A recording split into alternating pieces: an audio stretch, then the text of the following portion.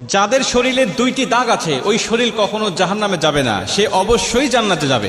হাদিসটি সহিহ তিরমিজির 1669 নম্বর হাদিস এবং সহিহ আত-তারগিবের 1376 নম্বর হাদিস।